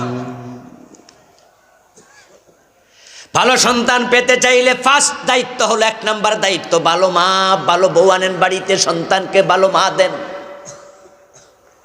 ওমর রাদিয়াল্লাহু তাআলা আনহুর জীবনীতে পাওয়া যায়, রাতের বেলায় তিনি প্রজাদের খবর নিতে মাঝে মাঝে বেরোতেন। একদিন শোনেন কোনো এক ঘরের মাঝে ভিতর থেকে আওয়াজ হচ্ছে, মা মেয়ে গল্প করছে, কথা বলছে। হযরত ওমরের কানে আওয়াজ আসছে, ওখানে তিনি বলতেছে, শুনতেছেন, একজন মা তার মেয়েরে বলতেছে, দুধের মাঝে পানি মিশিয়ে দাও, এতে করে আমাদের লাভ একটু বেশি হবে। মেয়ে জবাব দেয়, মা, হযরত ওমর তো সার্কুলার জারি করছে দুধে যেন কেউ পানি না মিশায়, এটা তো অন্যায়। তখন মা জবাব দেয়, পাগলি মেয়ে, এ রাতের গভীরে ওমর তো আর দেখবে না, সার্কুলারের জায়গায় সার্কুলার, আমরার জায়গায় আমরা, তুই কাম সারালা। মেয়ে জবাব দে, মা, ওমর না দেখুক, ওমরের আল্লাহ তো সব দেখে। ওমর রাদিয়াল্লাহু তাআলা আনহু এর সংলাপ শুনলেন। সকালবেলা তিনি তার রাজকর্মচারী একজনকে পাঠালেন, যাও অমুক বাড়িতে, অমুক ঘরের মাঝে একজন মা একজন মেয়ে আছে, ওদের দুইজনকে ডাকো, বলবা ওমর সালাম জানাইছে, রাজদরবারে ডাকতেছে, ওনার বাড়িতে দাওয়াত দিছে। খবর শোনার পরে মহিলা তো কাঁপতে শুরু করেছে, কারণ মহিলা জানে ওমর বড় মেজাজি মানুষ, ভাবতেছে আল্লাহ জানে কোন বেয়াদবি করছি, কোন রিপোর্ট আমাদের বিরুদ্ধে গেছে, খবর আছে। হযরত ওমর রাদিয়াল্লাহু তাআলা আনহু দরবারে হাজির হলেন। হযরত ওমর তাদেরকে সালাম দিলেন, তারপর ওই মহিলাকে বললেন, আপনাকে আমি ডেকেছি কারণ আপনার মেয়েটাকে আমি পুত্রবধূ বানাতে চাই। ওই মহিলা তো আশ্চর্য হয়ে গেল, হুজুর আপনি এসব কি বলেন?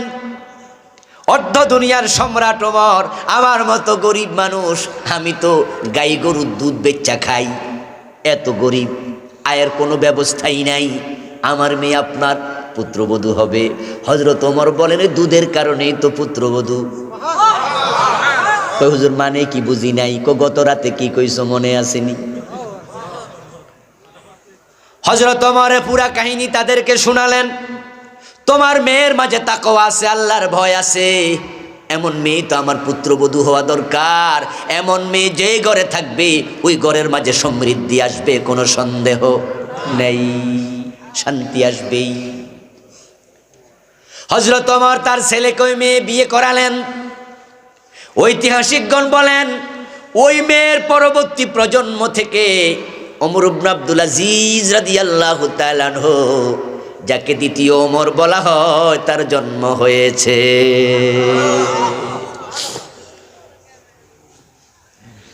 এই জন্য যখন মেয়ে দেখতে যাবেন তখন 1 নাম্বার এটা দেখবেন, এক সময়গুলো ছিল আমাদের বাবা, আমাদের চাচারা যখন আমাদেরকে বিয়ে করাইতে গেছে, আমাদের বড় ভাইদেরকে বিয়ে করাইছে, তখন প্রথমে প্রশ্ন করছে, বেয়াই সাহেব মেয়েটা কোরআন পড়তে পারে কিনা, মেয়েটা বোরকা পরে কিনা, এগুলো প্রশ্ন করেছে। কিন্তু এখন মানুষে প্রশ্ন ভুলে গেছে, এখন প্রথম প্রশ্ন করে মেয়ে কি পাস, ঠিক না? বিয়া করব, মেয়ে কি পাস করছে? পাশের খবর নেয়, দিকের খবর নেয় না। এখন পাশ করতে করতে একজন দিক হারায় ফেলছে, এবং এমন পাশ করতেছে ওই কলেজ ইউনিভার্সিটিতে পড়তে পড়তে 5-6 জনের সাথে প্রেম করে আলাইছে, চরিত্র সেখানে জবাই করে রাখিয়াইছে। পর্দার ভালাই নাই, কোরআন হাদিস তো শিখে না। ও প্রিয় ভাইয়ারা, এই জন্য এখন নাস্তিকের সংখ্যা বাংলাদেশে বেড়ে যাচ্ছে। এক সময় তসলিমা নাসরিন যখন কোরআনের বিরুদ্ধে কথা বলেছে, নাস্তিকতা দেখাইছে, তার পক্ষে বাংলাদেশে কথা বলার কোনো লোক ছিল না। কোনো রকম জান লইয়া বাংলাদেশ থেকে পলায়ে গেছে তসলিমা নাসরিন 94 সনে। তার পক্ষে লিখেছে একটি জঘন্য কণ্ঠ পত্রিকা, জনকণ্ঠ। পরে তার পক্ষে লেখা বন্ধ করে দিছে। তার পক্ষে কথা বলার মতো লোক বাংলাদেশে খুঁজে পাওয়া যায় নাই। টোটাল বাংলাদেশে মানুষ ছিল 10 কোটি 12 কোটি, নাস্তিক ছিল না 5 জন 7 জন। কিন্তু এখন এত বেশি নাস্তিকের জন্ম দিন দিন হচ্ছে। শাহবাগের মোড়ে 2-3 বছর আগে হাজার হাজার নাস্তিক জমা হয়েছে, অনেক নাস্তিক। প্রশ্ন হলো কেন এত নাস্তিক বেড়ে গেল? উত্তর হলো মায়েদের কারণে। মায়েদের কারণে আমরা যারা আজকে বয়সে আছি, আমার সমবয়সী অথবা আমার সিনিয়ররা, আপনারা দেখেছেন যখন রিকশায় করে আমাদের মা চাচিরা কোথাও বেড়াতে যেত, বোরকা পরে রিকশায় ওঠার পরেও রিকশার পাশে কাপড় দিয়ে আবার গিরট দিত। আমাদের দাদিরা, আমাদের নারীরা এমএ পাস বিএ পাস ছিল না, কিন্তু তারা পর্দানশীল ছিল, পর্দানশীল ছিল। তাদের পেট পর পুরুষ দেখে নাই, তাদের বুক পর পুরুষ দেখে নাই। যেই পেট পর পুরুষ দেখে ওই পেট থেকে আল্লাহর ওলি জন্ম নেয় না। যে বুকের সৌন্দর্য পর পুরুষ দেখে ওই বুকের দুধ খাইয়া ইমাম হোসাইন জন্ম নেয় না, ইমাম আবু হানিফা জন্ম নেয় না। আমাদের নানি দাদি, আমার মনে আছে আমার নানিকে দাদিকে নিয়ে পাশের গ্রামে যেতাম, পুপির বাড়ি। উনি প্রায় মাগরিবের পরে বের হতো নামাজ কালাম পইরা, অন্ধকার হইলে। তারপরে রাতের বেলায় বের হইয়া বোরকা গায়ে দিয়া পরে একটা ছাতা হাতে নিত। বলতাম দাদি এই রাতের বেলা ছাতা কি? কই তুই বুঝদি না, সামনে হাঁট। রাস্তায় যাওয়ার পরে যদি কোনো পুরুষের আওয়াজ শুনতো, কোনো পুরুষ হেঁটে যাচ্ছে, কথা বলতেছে, গল্প করতেছে, আমি নিজের চোখে দেখতাম দাদি ছাতাটা মেলে ধরে নিজেকে আড়াল করে রাস্তার পাশে দাঁড়ায় আছে। পুরুষ চলে যাওয়ার পরে তারপরে হাঁটছে। অথচ ওনারা ছিল মূর্খ, অশিক্ষিত মানুষ।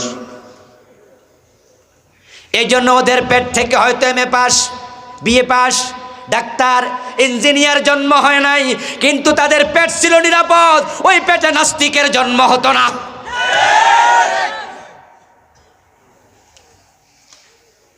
এখন আমরা বাবারাই তো নিজেদের মেয়েদেরকে আজকে বেপরদায় রাস্তা থেকে বের করে দেই। আমি আজীব হই, আশ্চর্য হই যে বাবা নিজের মেয়েটাকে একা একা অস্ট্রেলিয়া পাঠাইয়া দিছে, আবার গল্প কইরা কয় আমার মেয়ে অমুক ইউনিভার্সিটিতে লন্ডনে টিকছে। তো এখন কি হয়েছে? লন্ডনে গত মাসে চলে গেছে, হুজুর দোয়া করিয়েন। আমি কই দোয়াটা কোন জায়গা দিয়া করতাম? তোমার যুবতী মেয়েটাকে তুমি লন্ডনে পাঠাই দিছো, একা একা অস্ট্রেলিয়া পাঠাই দিছো, ঘর চিনে না, বাড়ি চিনে না, গার্ডিয়ান নাই, অভিভাবক নাই, থাকবে কই, যাবে কই? আপনারাই বলুন তো, একজন যুবতী মেয়ের চরিত্র নষ্ট হওয়ার সম্ভাবনা আছে না নাই? ও প্রিয় ভাইরা, যুবতী মেয়েরা আজকে চলে যাচ্ছে একা একা এখান থেকে ওখানে। কত মেয়ে এখন ঘর থেকে বের হয়ে গেছে। আরে টাকার জন্য মানুষ পাগল হয়ে গেছে। এখন মেয়েরে পুলিশে চাকরি দেয়, মেয়েরে সেনাবাহিনীতে চাকরি দেয়, মেয়েরে র্যাবে চাকরি দেয়। আপনারা দেখবেন রাতের বেলায় আমাদের পুলিশ ভাইয়েরা রাতে ডিউটি করতেছে, ওই ডিউটির মাঝে মেয়ে পুলিশও মাঝে মাঝে দেখা যায়। আমি ভাবি এ পুরুষের সাথে যদি মেয়ে পুলিশগুলো রাতে বিরাতে এক জায়গায় থাকে, সেখানে চরিত্র হারানোর সম্ভাবনা আছে না? না।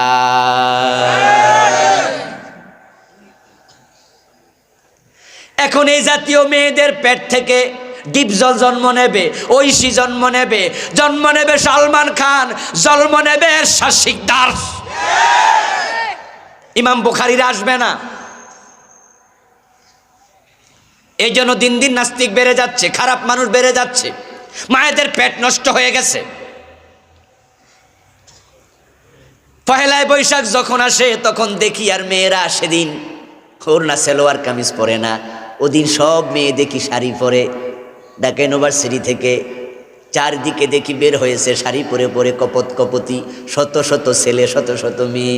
যে মেয়েটা কখনো তার নাভি কোনো পুরুষকে দেখায় নাই, কারণ সে তো পরেছে কামিজ, তার পেট ঢাকা পিঠ ঢাকা।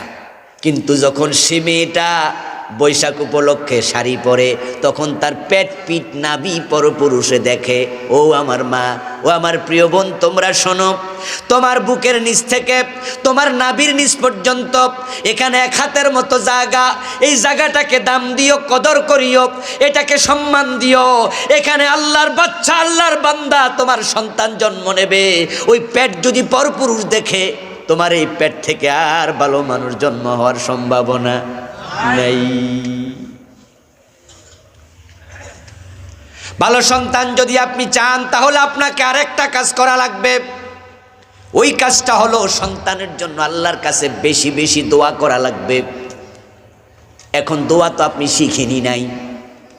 বিয়ের পরে সন্তান হবে, স্বামী তার স্ত্রীর বিছানায় যাবে, তারা দুজন কাছাকাছি মেলামেশায় যাবে।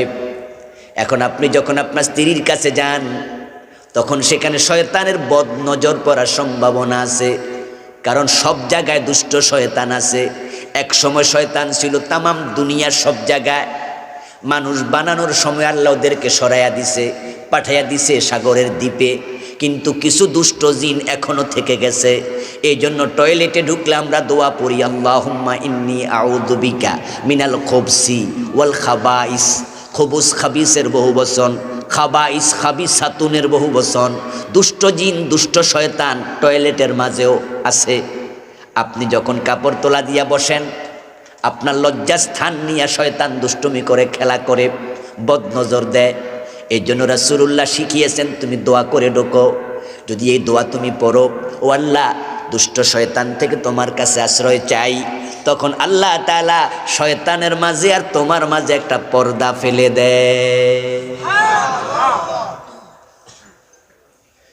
টয়লেটে গেলে দুষ্ট শয়তান যদি লজ্জাস্থান নিয়ে খেলা করে, আপনি আপনার স্ত্রীর বিছানায় যখন গেছেন, আপনারা যখন কাছাকাছি হয়েছেন, দুষ্ট শয়তানের চোখ বদনজর সেখানেও যেতে পারে।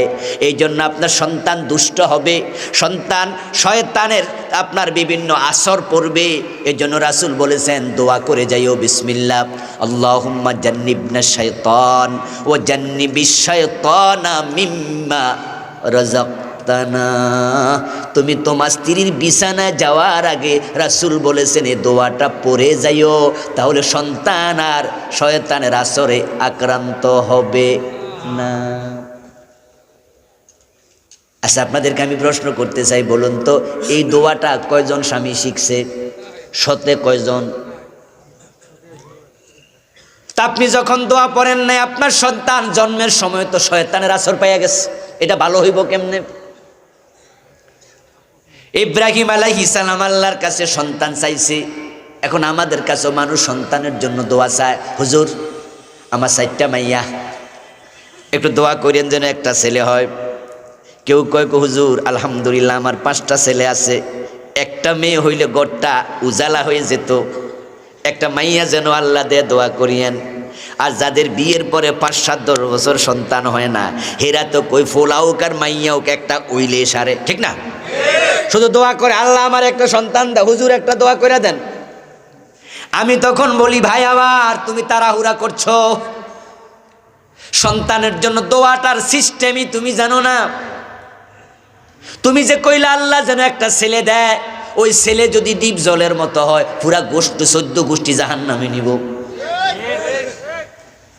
ডিপ জলের কথা কেন বলি? ও বেটার সাথে পার্সোনাল কোনো শত্রুতা নাই। এ বলার কারণ আছে, কারণ বাংলাদেশে একটা মাত্র নায়ক আমি চিনি, যেটার পার্সোনাল সিনেমা হল আছে, যে নিজে সিনেমার নায়ক, আবার সিনেমার প্রযোজক, আবার সিনেমার পরিচালক, সে একাই সব কিছু। মানে এত গুণা একসাথে কোনো নায়ক করে না, কথা বোঝেন? এই যে শাকিব খান একটা নায়ক, হের কাম শুধু সিনেমা করে, ঠিক কিনা? কিন্তু হের কি সিনেমা হল আছে? হে নিজে কি প্রযোজক, হে নিজে কি ডিরেক্টর? হে একটা করে গুণা, আর ডিপজল মিয়া করে 14-15টা। কথা বুঝেন? এখন যদি আপনি কোন আল্লাহ আমার একটা ছেলে দাও, আর আল্লাহ রাগ কইরা কয় বেটা দোয়াও তো শিখস নে, যা এরশাদ শিকদারে দিয়ে দিলাম। এ আমাদের সান্দিনাতেই ছেলে বাবারে শাবল মাইরা পেটে দিয়া ঢুকাইয়া পিঠি দিয়া বাইর করছে। এমন দুষ্ট সন্তান হওয়ার চেয়ে না হওয়া ভালো, ঠিক না? এই জন্য এমন দোয়া করবেন না, আল্লাহ আমার একটা মেয়ে দাও, আর আল্লাহ দিয়ে দিল ঐশীর মতো একটা মেয়ে।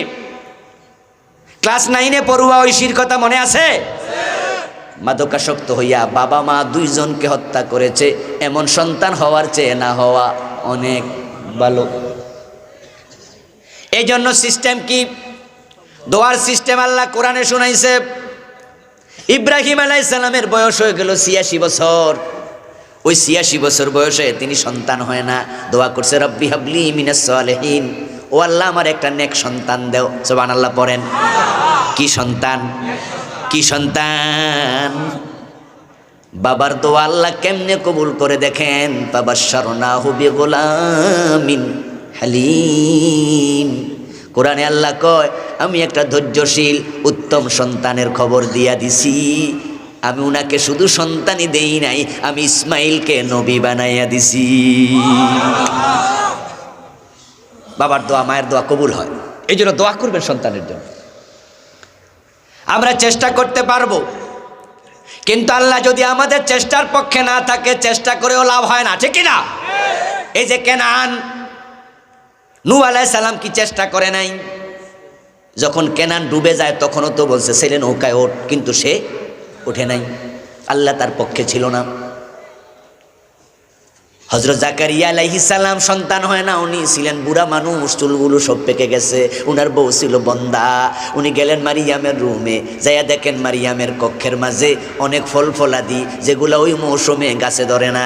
জিজ্ঞাসা করলেন আন্না লাকে হাদা, মারিয়ামে ফল আসলো কোত্থেকে? তুমি তো বাজারে যাও না, তোমার রুমে তো আমি জাকারিয়া ছাড়া কারো প্রবেশের অনুমতি নাই, এবং এমন ফল যে ফল এই মৌসুমে জন্ম নেয় না। এই যে আমি আজকে বেড়াইতে আইছি, আপনাদের এখানে ওয়াজ করতে আসলাম, এসে আমি খাইতে গেছি পাশের বাড়িতে। এখানে যদি খাইতে যাওয়ার পরে তারা আমারে এত বড় বড় আমের টুকরা দিত, তাহলে আমি আম খাওয়ার আগে জিগাইতাম আম পাইলেন কই, ঠিক না? আর এই সিজনে আম পাইলেন না কই, এটা হলো প্রথম প্রশ্ন। তো হযরত মারিয়ামের ঘরে ফল দেখে জাকারিয়া নবী কয় আন্না লাকে হাযা, মারিয়াম এই ফল ফাইলা কই? মারিয়াম জবাব দে হুয়া মিন ইনদিল্লাহ, এগুলো আল্লাহ পাঠাইছে। কে পাঠাইছে? হযরত জাকারিয়া আলাইহিস সালামের মাথায় ঢুকলো, ও মৌসুমে যদি আল্লাহ ফল দিতে পারে, বুড়া বয়স সন্তান দেওয়ার ক্ষমতা আল্লাহর আছে না নাই? তিনি সাথে সাথে নামাজে দাঁড়ায় গেলেন। নামাজে দাঁড়াইলে নামাজের মাঝে দোয়া বেশি কবুল হয়, বিশেষ করে সেজদায় গিয়ে দোয়া করল। কায়িমুন ইউসাল্লি ফিল মিহরাব, তিনি নামাজ পড়ার জন্য দাঁড়ায় গেলেন মেহরাবের মাঝে। আল্লাহর কাছে তিনি দোয়া করলেন রব্বি হাবলি মিন লাদুনকা যুররিয়াতান তাইয়্যিবাতান ইন্নাকা সামিউদ দুআ। ও আমার আল্লাহ, তোমার পক্ষ থেকে আমাকে উত্তম পবিত্র বংশধর দেও। ইব্রাহিম কয় নেক সন্তান দেও, জাকারিয়া নবী কয় পবিত্র সন্তান দেও। আল্লাহ নামাজের সালাম ফিরানোর আগে দোয়া কবুল করে জিবরিল পাঠাইয়া দিছে। ইন্নাল্লাহ ইউবাশশিরুকা বিগুলাম, ও জাকারিয়া তোমার দোয়া আল্লাহ কবুল করে একটা সন্তানের সুসংবাদ দিছে। এবং শুধুমাত্র সন্তানের সুসংবাদ দেয় নাই, আল্লাহ সে সন্তানের নাম রাখছে ইয়াহইয়া, নামটাও রাখছে কে? আল্লাহ। এবং আল্লাহ ঘোষণা করে দিল উনি হবে আল্লাহর নবী। এখন কোন নবী হওয়ার সম্ভাবনা আর নাই, কিন্তু আল্লাহর ওলি হওয়ার সুযোগ আছে না নাই? তো সন্তানদের জন্য বেশি বেশি দোয়া করেন, আল্লাহ আমার সন্তানকে ভালো বানাও। রব্বানা হাবলানা মিন আজওয়াজিনা ওয়া যুররিয়াতিনা কুররাতা আয়ুন ওয়াজআলনা লিল মুত্তাকিনা ইমামা। সুবহানাল্লাহ পড়েন। কোরআনে শিখানো দোয়া। কয়জন বাপে দোয়া জানে সন্তান ভালো মানুষ কেমনে হবে? সন্তানদেরকে জন্মের পরে তালিম দেবেন, আদর্শ শিখাবেন, পারিবারিক মূল্যবোধ দিতে হবে। সন্তানের হাতে পৃথিবীর প্রথম কিতাব হবে কোরআন। কোরআন হাতে তুলে দেন, এ কোরআন আপনার সন্তানকে জান্নাতের পথ দেখাবে, ভালো মানুষ বানাবে। কোরআন পড়লে তাকওয়া বেড়ে যাবে। যে ব্যক্তির কলিজায় আল্লাহর ভয় তৈরি হয়, ওই সন্তান মা বাবারে কোনোদিন অবহেলা করবে না, মা বাবার বৃদ্ধ নিবাসে পাঠাবে না, বরং নেক সন্তান মা বাবাকে প্রয়োজনে কান্দে করে হজে চলে যায়। মাকে কাঁদে নিয়ে হজ করছে এমন হাদিসও আছে না নাই? এই গত কালকে না পরশুদিন ফেসবুকে একটা ছবি ভাইরাল হতে দেখলাম, যে এক ব্যক্তি খুব মোটা সোটা, হতে পারে মিস্রি টাইপের লোক অথবা সুরিয়ান হবে, তার বাবারে কান্দে নিয়ে কাবা শরীফ তাওয়াফ করতেছে। এই কালকে বা পরশু দেখলাম, এবং ছেলে দেখলাম চোখের মাঝে পানি, ছেলেও কাঁদতেছে। আমার যেটা মনে পড়ছে সেটা হচ্ছে এরকম, ছেলে হয়তো তখন আবেগ ধরে রাখতে পারে নাই, যে এই বাবাই তো ছোটকালে আমার কাঁদে নিয়েছে, ঠিক কিনা? আজকে আমি ওই বাবারে কান্দে লইয়া কাবা তাওয়াফ করাচ্ছি। সন্তান যদি কোরআনওয়ালা হয়, মুত্তাকি হয়, আপনাকে বৃদ্ধ নিবাসে দেবে না। বুড়া হলে আপনার প্রতি তার রহমত এহসান আরো বেড়ে যাবে। কারণ মা বাবার যত্ন নেও, এমন আলোচনা কোরআনে আছে না নাই? হাদিসে আছে না নাই? হাদিস পড়াও, কোরআন পড়াও, সন্তান ভালো মানুষ হবে। কিন্তু পরিতাপ, এখন তো মায়েরা বাবারা মক্তবে পাঠায় না, কিন্টার গার্ডেনে দৌড়াদৌড়ি করছে। আর কিন্টার গার্ডেনের ধাক্কায় মক্তবগুলো বন্ধ হয়ে গেছে। এখন কিন্টার গার্ডেনে মাও যায়, বাবাও যায়, আর না যায় এত উপায়ও নাই। কারণ যেই বড় ব্যাগ, ফোলা তো আলগাইতে পারবো না। ক্লাস 1-এ পড়ে, 2-তে পড়ে, সাবজেক্ট 9টা 10টা, অবস্থা এমন, ফোলার ওজন 7 কেজি, বইয়ের ওজন 9 কেজি। এখন মা এটা কান্দে লইয়া দৌড় মারে ফোলার পিছু পিছে, ফোলার স্কুলে ঢুকাইয়া দিয়া মা স্কুলের বাইরে বইয়া বইয়া কাঁথা শিলায়। বুঝেন নাই? সারাক্ষণ 3 ঘন্টা বইয়া রয়েছে। বাবারে বাবা, ইংরেজি অঙ্কের জন্য এত পাগল, পুরা আল্লাহর 30 দিন দৌড়াচ্ছে। অঙ্কের টিচার, বাংলা টিচার, ইংরেজি টিচার, এই টিচার, ওই টিচার, কিন্তু আল্লাহর কোরআন শিখানোর জন্য একজন শিক্ষক কোরআন শিখায় নাই। ও প্রিয় ভাইয়েরা শুনুন, আপনারা যারা ভালো মানুষ, ভালো সন্তান চান, তাদেরকে বলছি, আপনার সন্তান আপনার নিয়ন্ত্রণে আছে, ইন্টারমিডিয়েট পর্যন্ত রাখা সম্ভব। কিন্তু যখন সে ইন্টারমিডিয়েট পাশ করে, ইউনিভার্সিটিতে ভর্তি হয়ে গেল জাহাঙ্গীরনগর, টিকেছে রাজশাহী, টিকেছে চট্টগ্রাম বিশ্ববিদ্যালয়, টিকেছে বুয়েটে, টিকেছে ঢাকা মেডিকেলে, টিকেছে ঢাকা ইউনিভার্সিটিতে, এখন কি কুমিল্লা খারাতাইয়া থেকে রাজশাহী ক্লাস করতে যেতে পারবে? প্রতিদিন যাবে নাকি হলে থাকবে? জাহাঙ্গীরনগরে ক্লাস করতে পারবে, আইসা যাইয়া হলে থাকবে। কলিজার টুকরা সন্তান আপনার নিয়ন্ত্রণে আর কিন্তু নাই। এখন তাকে ভালো মানুষ করানোর সাথে আপনি বাধ্য, তাকে বাড়ি থেকে বের করে দিয়েছেন, কিছু করার নাই।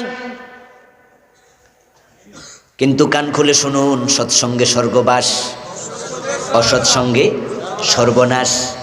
এই যে হলে উঠছে, তার হলে কারা থাকে আপনি তো জানেন না। ওই ইউনিভার্সিটির হলে মদ খাইয়া বা খায় এমন পোলাপান আছে না নাই?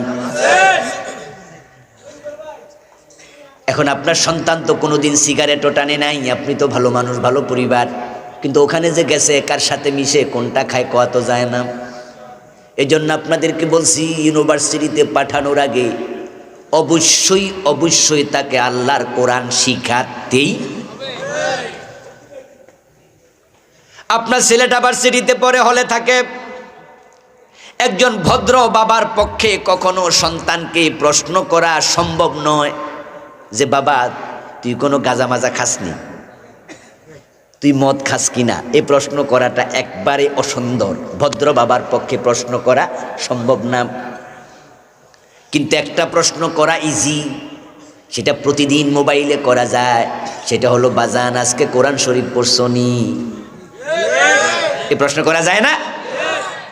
সন্তানকে বলে দেবেন প্রতিদিন কমপক্ষে 5 আয়াত হলো পড়বা, 1 পৃষ্ঠা হলো পড়বা, 2টা আয়াতের অনুবাদ পড়বা, সন্তানকে প্রশ্ন করুন আপনি দিনের ভিতরে যে কোনো টাইমে মোবাইল করে, বাবা তুমি আজকে কোরআন পড়েছো কিনা? সন্তান যদি জবাব দেয় হ্যাঁ বাবা আমি আজকে কোরআন পড়েছি, আপনি নিশ্চিন্তে থাকেন, যেই হাতে কোরআন ওঠে ওই হাতে মদের বোতল উঠতে পারে না, উঠবে না।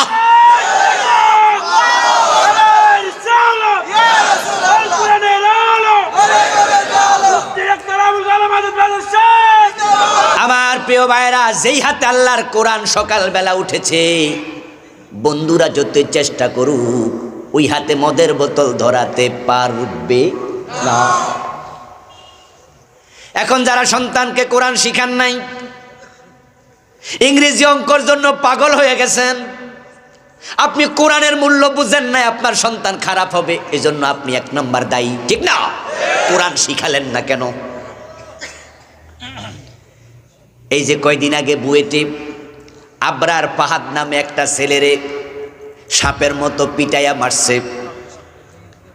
মারছে কেটা? ওই বুয়েটের পাশে রিক্সাওয়ালারা, টোকাইরা মারছে, তার ক্লাসমেট, তার বন্ধু বান্ধবেরা, যে কয়জন মারছে প্রত্যেকজন ইঞ্জিনিয়ার হয়তো কয়দিন পরেই।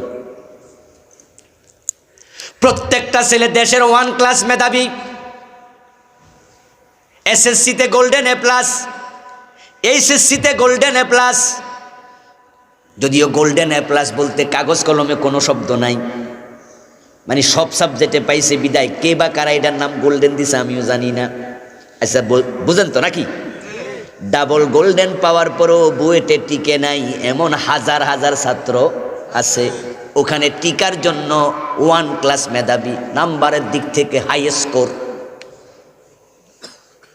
যে কয়টা বুয়েটে ভর্তি হয়েছে প্রত্যেকটা দেশের সেরা মেধাবী, কোনো সন্দেহ, কোনো খারাপ ছেলে বুয়েটে টিকবে না।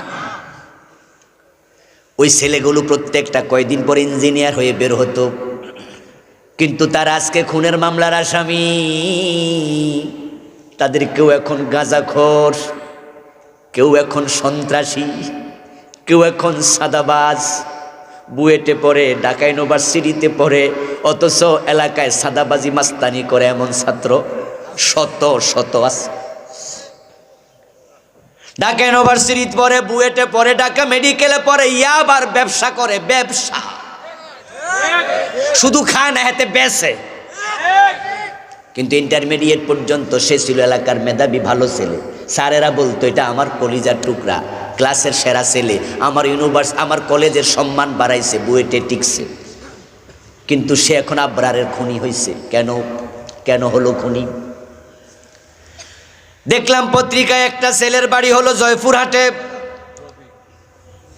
ওই জয়পুরহাটে যে ছেলেটা আবরারের খুনের মামলার আসামি, তার বাবা ভ্যান চালক, ভ্যান গাড়ি চালায়। সাংবাদিকরা তার বাবার সাক্ষাৎকার নিল, আপনার ছেলে তো এখন খুনি, আপনি জানেননি? তার বাবা চোখের পানি ছেড়ে দিয়ে বলেছে, আমি গরিব মানুষ, ভ্যান গাড়ি চালাই। তার মা ডিম বিক্রি করে করে টাকা জমায়া তারে পাঠায়। স্বপ্ন ছিল আমাদের কষ্ট বেশি দিন আর নাই, ছেলে ইঞ্জিনিয়ার হবে, কষ্ট ঘুচে যাবে। তোমরা সাংবাদিকেরা কি শুনাইলা? আমি এখন বুঝি খুনির বাবা। এই যে 17-18 জন ছেলে আজকে খুনের মামলার আসামি, 17টা পরিবারের স্বপ্ন ধ্বংস করেছে, ঠিক না? মা বাবার স্বপ্নকে খান খান করে দিয়েছে। কেন খুনি হলো? কারণ একটাই, সৎসঙ্গে স্বর্গবাস, অসৎসঙ্গে সর্বনাশ। ইউনিভার্সিটির পরিবেশে যাইয়া এমন কিছু পোলাপানের সাথে মিশেছে, ধ্বংস হয়ে গেছে। এখন সেই পরিবেশে ধ্বংস হওয়া থেকে বাঁচাতে চাইলে তাদের হাতে আল্লাহর কোরআন তুলে দেয়া দরকার আছে না নাই? যেই ছেলে কোরআন হাতে উঠবে ওই ছেলে সাপের মতো পিটাইয়া আরেকজন মানুষ মারতে পারে না। কোরআন শান্তির কিতাব, শান্তির কিতাব, শান্তির কিতাব। কোরআন সম্মানের কিতাব, সম্মানের কিতাব, সম্মানের কিতাব। এটা সমৃদ্ধির কিতাব, এটা সমৃদ্ধির কিতাব। যেই যুগে কোরআন এসেছিল ওই যুগের নাম দুনিয়ার মানুষ আইয়ামে জাহিলিয়া দিয়েছিল। হানাহানি, খুনাখুনি, মারামারি, মেয়ে জীবিত কবর দেয়া, আরো কত কিছু ছিল। কিন্তু কোরআন আসার পরে এমন শান্তি কায়েম হয়ে গেছে, অদ্য দুনিয়ার সম্রাট ওমর গাছতলে ঘুমায়া থাকে, বডিগার্ডের প্রয়োজনও আর নাই। এ কোরআন আসার পরে শান্তি সমাজে কিভাবে এসেছে? মদিনা থেকে জেরুজালেম চলে গেছে হযরত ওমর একা একা। ওটের রশি টানার জন্য একজন চাকর সাথে, আর কোনো বডিগার্ড নাই, প্রয়োজনও নাই। মানুষের অন্তরে আল্লাহর ভয় এমনভাবে কোরআনের মাধ্যমে ঢুকেছে, মানুষ এখন আর অন্যায় করেই না। কোরআন যেই যুগে এসেছে আমরা শুনেছি, ওই যুগে মানুষ 2 দিন 3 দিন পর্যন্ত না খাইয়া থাকতো, পেটের মাঝে পাথর বেঁধেছে, খাবার নাই। কিন্তু কোরআন আসার পরে এমন সমৃদ্ধি এসেছে, উন্নতি এসেছে। জাকাত বিভাগের কর্মচারী জাকাতের টাকা কাঁধে লইয়ে ঘোরে, জাকাত খাওয়ার মতো লোকও আর নেই। এখন আপনার পরিবার অশান্তি, কারণ কোরআনের তালিম নাই। আপনার পরিবার অশান্তি, সমৃদ্ধি নাই, দেশের মাঝে শান্তি নাই। ও বন্ধু, এমন অবস্থা হয়েছে, আমাদের এমপিরা এলাকায় যাইতে 1 গাড়ি পুলিশ নিয়ে যায়, মন্ত্রী হলে 2 গাড়ি নিয়ে যায়, প্রধানমন্ত্রী যেখানে যায় 10-12 গাড়ি লাগবেই। অথচ অদ্য দুনিয়ার সম্রাটের একটা বডিগার্ডও লাগে নাই। কারণ কোরআন যেখানে আছে শান্তি সেখানে আছে। কোরআন যেই দেশে নাই, সমাজে নাই, সেখানে শান্তির আশা করা যায় না। পরিবারও কোরআন ছাড়া শান্তি আসবে না। এজন্য কোরআন শিখান, কোরআন শিখান। যারা আপনারা আলহামদুলিল্লাহ মাদ্রাসায় ছাত্র দিয়েছেন, আপনি সৌভাগ্যবান বাবা। আলেম পর্যন্ত মাদ্রাসায় পড়ানোর পরে তারপরে আপনার সন্তান ইউনিভার্সিটি পড়ুক, বুয়েটে পড়ুক, ইঞ্জিনিয়ার হোক, ডাক্তার হোক, অসুবিধা নাই। আপনার ছেলে আলেম পর্যন্ত মাদ্রাসায় পড়লে বাবা মারা গেলে জানাজার নামাজের ইমামতি করার যোগ্যতা তৈরি হয়ে যাবে। সন্তানদের হক আদায় করেন, ভালো সন্তান পাবেন। আল্লাহ তাআলা আমাদের সকলকে সন্তানের হক আদায় করার তৌফিক দান করুন, বলি আমিন।